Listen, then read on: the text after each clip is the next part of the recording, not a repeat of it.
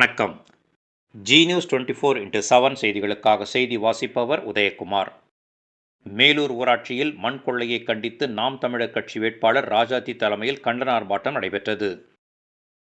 திருவள்ளூர் மாவட்டம் மீஞ்சூர் அடுத்த மேலூரில் பிரசித்தி பெற்ற திருவுடையம்மன் திருக்கோவில் அமைந்துள்ளது. இந்த திருக்கோவிலுக்கு சொந்தமான சுமார் 90 ஏக்கர் நிலத்தில் இருந்து மணல் மாஃபியாக்களால் சட்டவிரோதமாக மண் மற்றும் மணல் கொள்ளை நடைபெற்று வருவதாக கூறப்படுகிறது. இதுகுறித்து பலமுறை புகார் அளித்தும் காவல்துறை நடவடிக்கை எடுக்கவில்லையாம். எனவே இதனை கண்டித்து பொன்னேரி சட்டமன்ற தொகுதியில் நாம் தமிழர் கட்சியின் வேட்பாளர் ராசாத்தி தலைமையில் அக்கட்சியினர் கண்டன ஆர்ப்பாட்டத்தில் ஈடுபட்டனர்.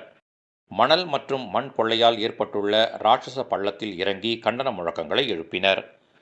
மணல் மற்றும் மண் கொள்ளை காரணமாக சுற்றியுள்ள கிராமங்களில் நிலத்தடி நீர் பாதிப்படையும் அபாயம் ஏற்படும் என கூறினர். கனிம வள கொள்ளையர்களை காவல்துறையினர் கண்டுகொள்ளவில்லை என்றும் சட்டவிரோதமாக பனைமரங்களை வெட்டியவர்கள் மீதும் கனிம வள கொள்கையில் ஈடுபடுவோர் மீதும் தமிழ்நாடு அரசு உடனே நடவடிக்கை எடுக்க வேண்டும் என ஆர்ப்பாட்டத்தில் ஈடுபட்டவர்கள் வலியுறுத்தினர்.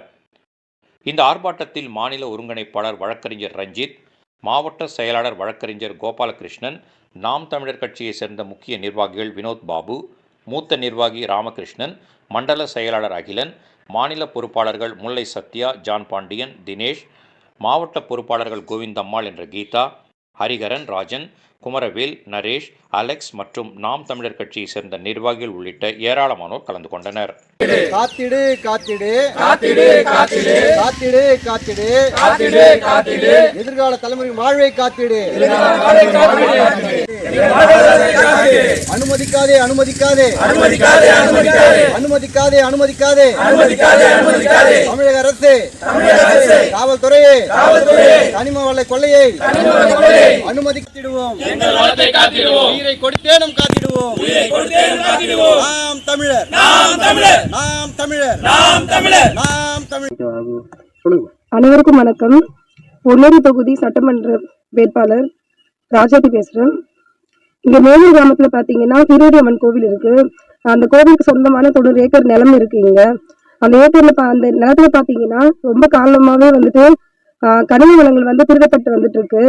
இதுக்காக எங்க கட்சி சார்பா நாங்க நிறைய தடவை போயிட்டு காவல் நிலையத்திலயுமே அதை தாண்டி கமிஷனர் ஆபீஸ் மற்றும் கலெக்டர் ஆபீஸ் கொண்டு எல்லா இடத்துலயுமே நாங்க புகார் தெரிவிச்சுட்டு வந்துட்டு இருக்கோம்.